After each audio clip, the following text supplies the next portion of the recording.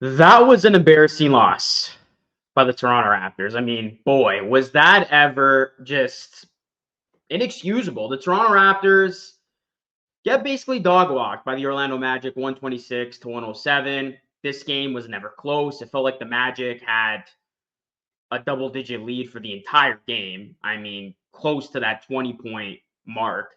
This was just one that by halftime, you knew the Raptors were going to lose, probably by midway second quarter. The Orlando Magic absolutely take care of business, and they win this game convincingly. As the Toronto Raptors, they drop now to 6-8. This, of course, first night of the back-to-back.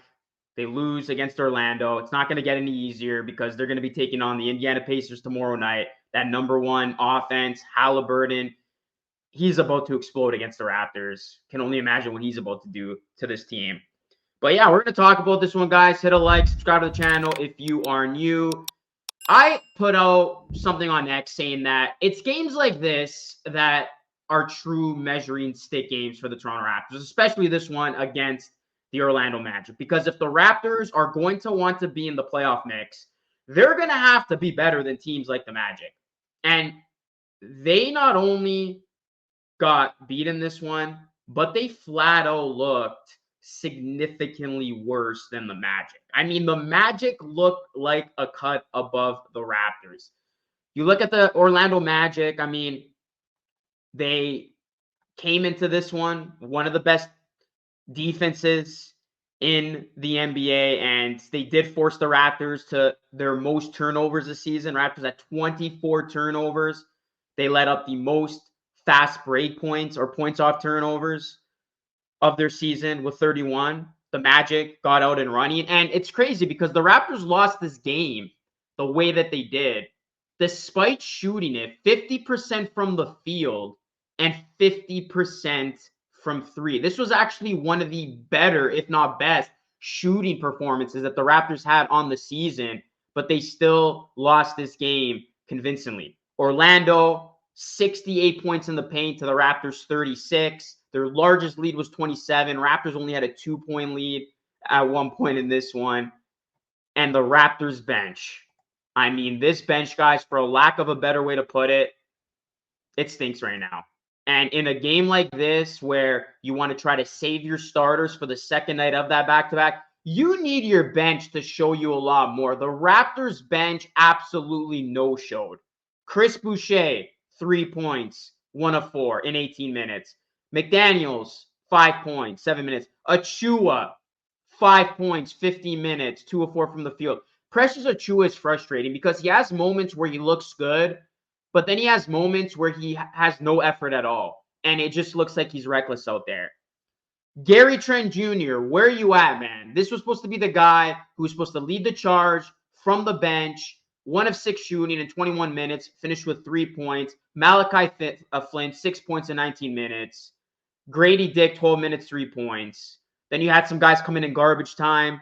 Otto Porter Jr., Garrett Temple. But the Raptors bench got absolutely destroyed in this one by the Magic's bench. I mean, you look at the Magic bench. Wagner had 10. Anthony, 15. Harris had 10. Isaac had 9. You saw in this game when, especially early on in this game, when the Raptors bench was in there with the Magic's bench, they just got significantly outscored, and it really tipped this game in favor of the Magic. The Orlando Magic came into this game with the 4th highest scoring bench, so you knew the Raptors bench had to come to play, and they did the exact opposite. And it's concerning because you're going to want to rely on this bench in the second night of the back-to-back, but you can't just because of how unreliable and, just inconsistent this bench has been.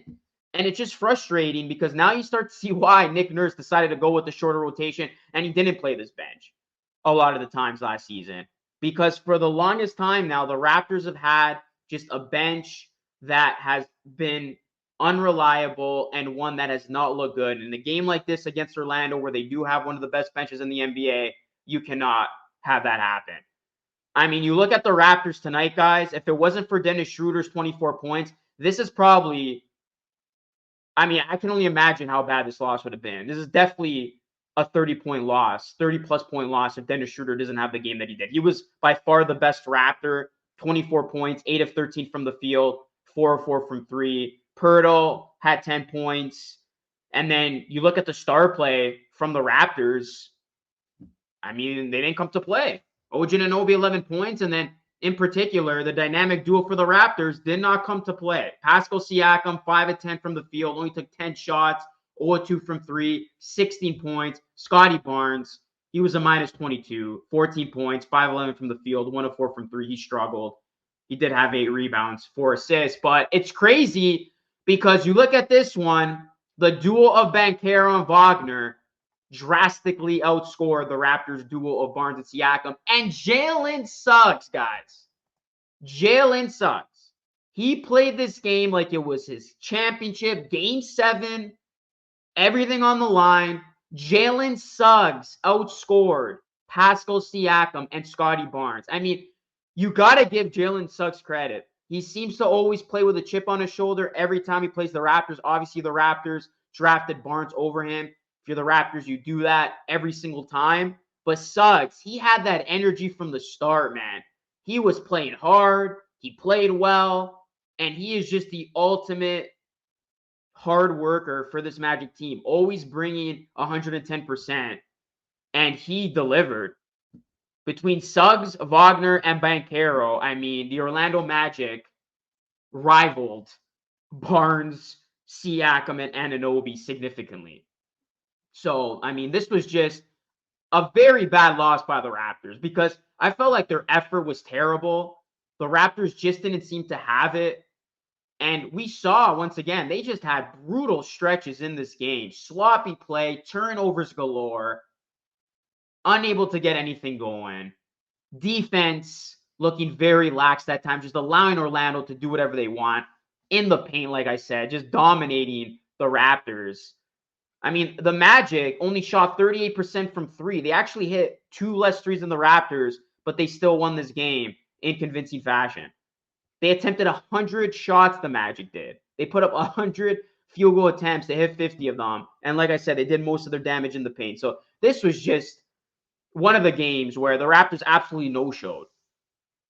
It looked like nobody wanted part in this game other than Dennis Schroeder for the Toronto Raptors. And it's frustrating because, like I said, you're going to have to win these games if you're the Raptors, if you want to be in that next tier. And, I mean, I know they got one against Indiana. They can turn it around, but it's not looking good right now, guys. You look at the standings, Raptors 6-8. They are one of the 5 bottom teams in the East. And with the way this team has played, it looks like they belong in that tier with the other bad teams like the Bulls, Hornets, Wizards, Pistons, because we have seen way too many stretches from this team of just bad basketball. And we saw way too many stretches of that in this one. And you would have thought the Raptors would come into this one playing with a sense of urgency. I mean, this was basically a must-win for them in terms of the in-season tournament picture. Raptors had to win. Raptors theoretically still alive. They needed to win this game, and they look like they wanted no part in this game. So just an overall bad beat. So many flaws on this team, and it's highlighted when they have these just terrible efforts against good teams. And the Orlando Magic, make no mistake about it, guys, they are legit, and they do look like a cut above the Toronto Raptors. I mean, the Magic are surprising people. They already have 9 wins. Took them like 34 games last season to get 9 wins. They already have it as we're 14 games in. So you got to credit them. They're a very good basketball team. They are taking the lead towards the right direction, but you look at the Raptors, they still got a long way to go, and it's beginning to feel like it is going to be a long season for them. So Raptors, quick turnaround time. They're about to be playing the Indiana Pacers and Halliburton on Wednesday night. I mean, Halliburton's going to go off. You already know the Indiana Pacers, the best offense in the NBA. Good luck to the Raptors. But yeah, just a bad loss by them. Raptors Nation, what was your reaction to this loss by the Raptors? What are some of your takeaways, and where do you think the Raptors go from here? How do you feel about this team 14 games in? Let me know your full thoughts down below. Hit a like, subscribe to the channel, plus ring the bell for more. That is it for me. This is Lucas signing off. Thanks so much for watching. Until next time, stay safe.